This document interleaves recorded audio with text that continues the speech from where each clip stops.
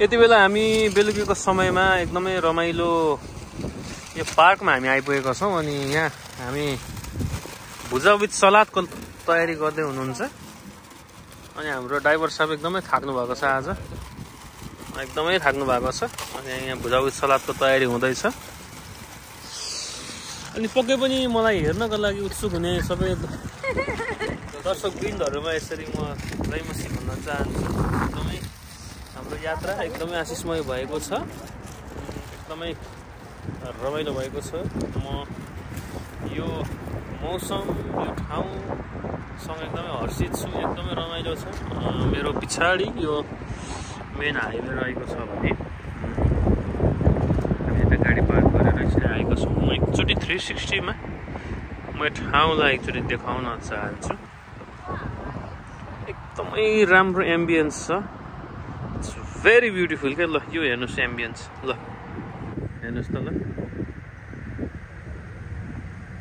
एकदम राम्रो एम्बियन्स चढा उडिरहेको छ हावा आइरहेको छ अनि हरियो चौरी यो मनै बहाउने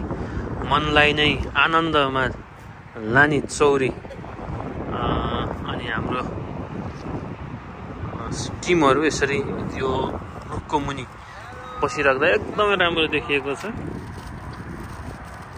उहाँहरुलाई मेरो भ्लगमा हुनु पाउँदा प्रिभिलेज भएको छु भन्नुहुन्थ्यो अघि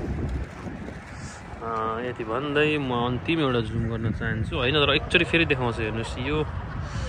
पर चाहिँ यो गाडीहरुको ट्रकहरुको लागि रेस्ट एरिया रहेको छ भने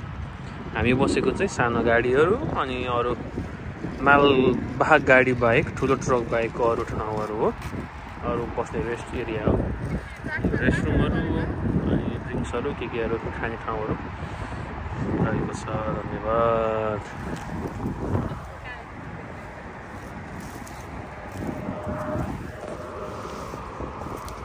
अलमोस्ट रेडी भइसकेको छ